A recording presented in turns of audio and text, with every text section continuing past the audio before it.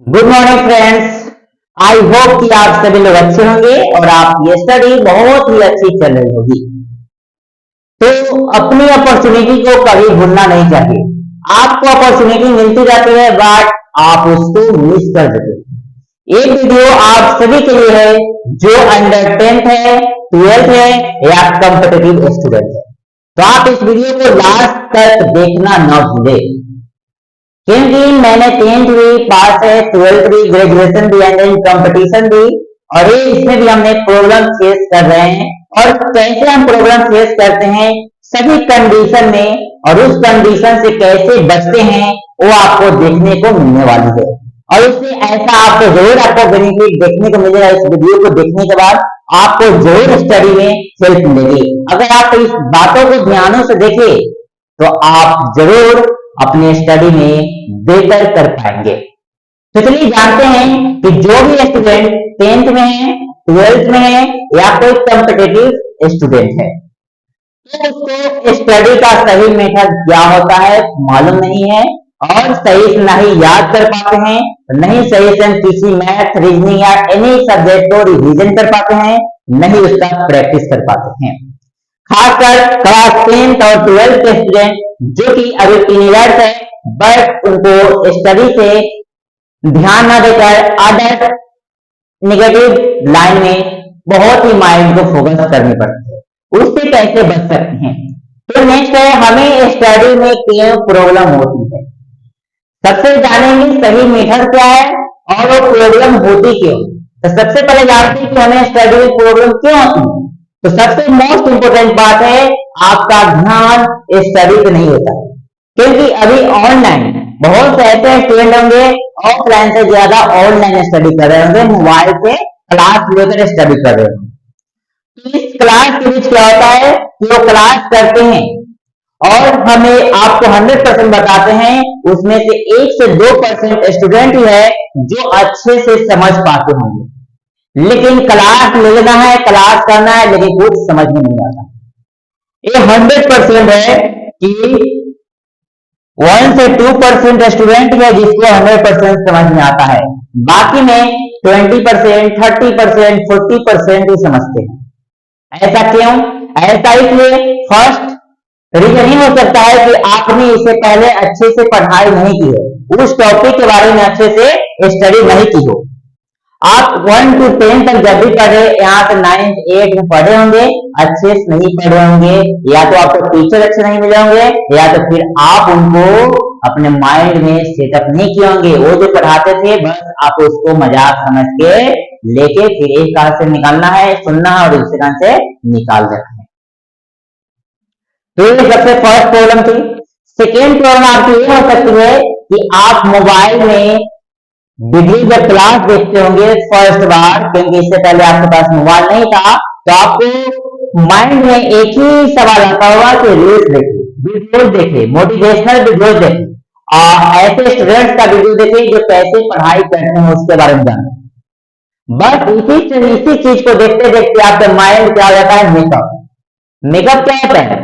Makeup का मतलब body को फिट नहीं करना है। मेकअप मीन्स हमारा माइंड मेकअप हो जाता है कि हमको यही सब वीडियो, फालतू का वीडियो देखते रहना है और यही सब में टाइम हमारा बर्बाद कर देना। तो सेकेंड रीजन वहां होता है। थर्ड रीजन क्या होता है कि आपका नोटिफिकेशन यूट्यूब हो गया आपके पास होता है, आपके पास फेसबुक होता है, इंस्टाग्राम होता है, तो ये सारी यूजेज की वजह से आपका क्लास पे फोकस नहीं हो पाता है।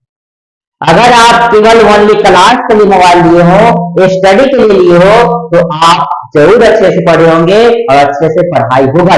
क्योंकि अगर आप शुरू से नहीं भी अच्छे से पढ़ कर आए हो तो आपको ऐसे टीचर मिलते हैं, ऐसे क्लास में मिलते हैं, सभी टीचर अपने आप में बेहतर होते हैं और वो आपको बेसिक टू एडवांस ही बताते हैं। सबसे पहले आपको बेसिक का चीज ही बताते हैं।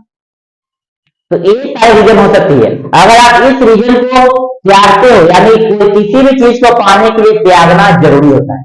आपको क्लास 7 में कल कैसे गए?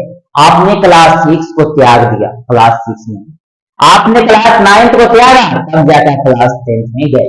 आपने अपने 9th एज को त्यागा, तब आप जाके आपकी एज 10 ईयर्स हुई है।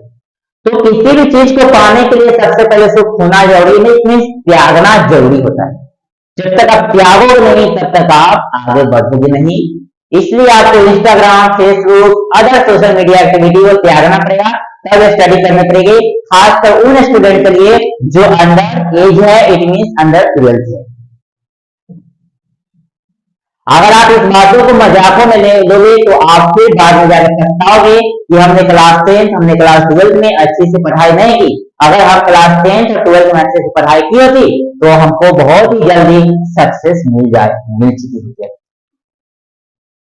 तो ये थी आपको प्रॉब्लम आने की मेन रीजन हो सकती है, और बहुत कुछ हो सकता है। एज एग्जाम्पल अभी देखते हैं कि क्लास 10 में या फिर 11th 12th में लोग अपने फैमिली से दूर पटना आ जाते हैं, या अदर सिटी में चले जाते हैं जहाँ पे ऑफलाइन या ऑनलाइन स्टडी का माहौल अच्छा होता है। बट उस माहौल अच्छा करने के लिए तो आते हैं, बट वहां जाने के बाद वो माहौल में ढल नहीं पाते हैं। वो अपने ही माहौल को अपने अनुसार उस माहौल को बना देते हैं। माहौल के अनुसार ढलते नहीं है, बट उस माहौल को अपने अनुसार रूम में रहना है, मूवी देखना है, शॉर्ट रील्स देखना है, बस कहानी खत्म। लाइब्रेरी ज्वाइन करते हैं तो बस 1 से 2 दिन गए, मंथ ज्यादा से ज्यादा 1 मंथ गए, इसके बाद कहानी खत्म, लाइब्रेरी नहीं जाए। ये होती है। तब जानते हैं कि स्टडी का सही मेथड क्या है। तो स्टडी का सबसे फर्स्ट मेथड है, अगर आपका बेसिक आपने अभी तक उस टॉपिक के बारे में, उस चीजों के बारे में नहीं पता है, तो सबसे पहले आप यूट्यूब है, गूगल है, वहां जाकर आप अच्छे से, आप बुक्स भी बहुत सारा है, आप सर्च कर सकते हो बेसिक चीजें जानने के लिए। यूट्यूब पे जो भी टॉपिक, जो भी चैप्टर आपको समझ में नहीं आ रहा है, उसका बेसिक आप सर्च करके उसके बारे में रीड करके जान सकते हो। फर्स्ट स्टडी करने का मेथड। सेकेंड मेथड यही है कि आप जब भी स्टडी करने बैठे हो 10 मिनट भी आपको पढ़ना है, ऐसे आपको 10 मिनट नहीं, मिनिमम 40 to 50 मिनट एक पीरियड में देना है। बट अगर आप 10 मिनट भी अगर स्टडी को दे रहे हो तो 10 मिनट आपका फोकस ओनली स्टडी होना चाहिए। उस समय मोबाइल का ऑल नोटिफिकेशन ऑफ होनी चाहिए, उस समय आपकी कमरा बंद होनी चाहिए, या कमरा बंद नहीं है तो आप सभी को नोटिस कर दो कि इस टाइम से इस टाइम के बीच मेरे कमरा में कोई नहीं आएगा। अगर आएगा तो बी क्वाइट, साइलेंटली आएगा और वापस साइलेंटली चला जाएगा। थर्ड मेथड है, अगर आप ऑफलाइन क्लास करते हो तो आप क्लास करके आने के बाद आप उसको just at a time revision जरूर किया कीजिए। अगर आप रिवीजन नहीं कीजिएगा तो आपसे सीओ छूट जाएगा, आपके माइंड को मेकअप नहीं कर पाएगा। यहाँ मेकअप मीन्स पॉजिटिवली, कि हमने जो पॉजिटिव चीज लिए है उसका मेकअप करना है माइंड। और फोर्थ है कि आपका जितना हो सके उतना फ्रेंड से दूर रहे। अगर आपके पास 1-2 फ्रेंड ऐसा है जो स्टडी के अलावा ऐसे ही बात करते हैं मोटिवेट करने का, तो उनसे ऐड हो सकते हैं। बट कुछ ऐसे फ्रेंड्स होते हैं, कुछ क्या 99% जो आपसे एक ऐसी बातें करेंगे, दिन भर मोबाइल लिए आप या तो अदर फ्रेंड से बातें करते मिलेंगे, स्टडी के अलावा कुछ नहीं देखेंगे। स्टडी को छोड़ दे तो सारे जितना भी वर्क है सब उसका काम उनको मन लगे। और 5वां तरीका है, आप अपनी संगति, अपने ऐसे आदतें जो बुरा हो, जो हमारी स्टडी में प्रॉब्लम ला रही हो, उससे बचे। तो इतना है आपका स्टडी से करने का सही तरीका, और हमने उसका प्रॉब्लम भी बताया कि प्रॉब्लम क्यों होता है। अगर आप किसी एग्जाम की तैयारी कर रहे हैं, कंपटीशन की तैयारी कर रहे हैं, तो आपको यह है कि आप हमेशा फोकस के साथ उस चीजों को पढ़ें। और फोकस से पढ़ने के लिए आपके पास एक ही तरीका है कि आप अच्छे से एक जगह बैठकर फोकस से स्टडी करें। क्लास 10-12 में अगर हम बात करें मैथ्स की, अगर आप क्लास 10 के स्टूडेंट हैं, अगर सभी सब्जेक्ट में आपको एक डिसीजन दिया जाए, एक तरीका बताया जाए पढ़ने का, तो मैथ का मेथड यही है कि आपको जितना कॉन्सेप्चुअल वीडियोज है वो आप देख लीजिए, या फिर आप ऑफलाइन क्लास करते हैं तो कॉन्सेप्ट क्लियर कर लीजिए, जो भी प्रॉब्लम हो अपने टीचर से पूछ लीजिए, और सारी क्वेश्चन को, जितने भी क्वेश्चन है आप खुद से बनाने की कोशिश कीजिए। 1-2 क्वेश्चन आप सर से, टीचर से पूछ सकते हैं, उसके बाद आप जितना भी क्वेश्चन हो 1-2 से 3 बुक का क्वेश्चन आप बना देंगे, प्रैक्टिस कीजिए। अगर आप रिव्यू भी पढ़ते हैं तो सेम तरीका है, आप वैसे ही कॉन्सेप्चुअल वीडियोस, कॉन्सेप्चुअल टीचर्स लीजिए और क्वेश्चन को खुद से प्रैक्टिस कीजिए। नहीं तो हमारे इस चैनल पे आपको बहुत सारे वीडियोस मिलती है जो कॉन्सेप्चुअल रिलेटेड ही होती है। और आपको साइंस की तैयारी करनी है तो साइंस का फिजिक्स, केमिस्ट्री, बायो होता है।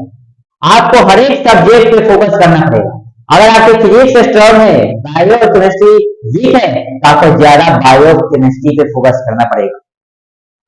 फिजिक्स वीक है, आपको मैथ्स के साथ साथ फिजिक्स पे ही फोकस करना पड़ेगा। फिजिक्स का उस टॉपिक पे सर्च मारकर उस टॉपिक को अच्छे से क्लियर करना पड़ेगा। अगर आप तो वीक नहीं होगी तब जब आप एक अच्छे से फोकस के साथ उस स्टडी को कीजिएगा।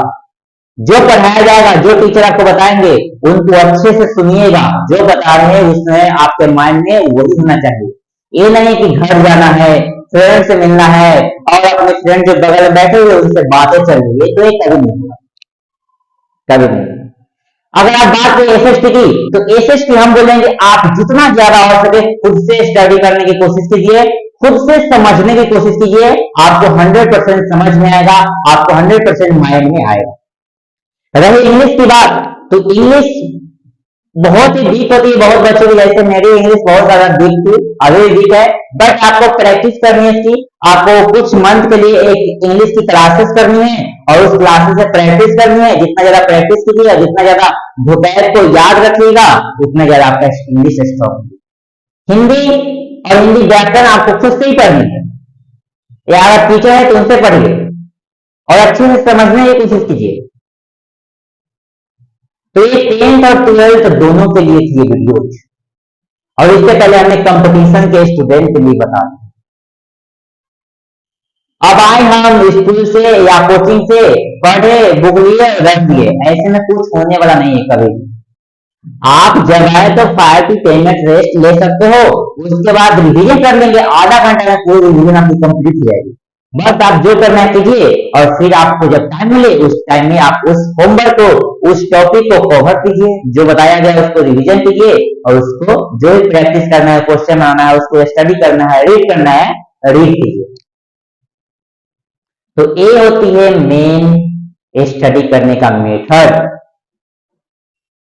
Thanks for watching. यहाँ तक देखने के लिए धन्यवाद। अगर ये वीडियो आपको अच्छी लगी हो तो इस वीडियो को लाइक, चैनल को सब्सक्राइब और अपने फ्रेंड जितना भी हो अपने सर्कल में सभी को सेंड जरूर कर दीजिए।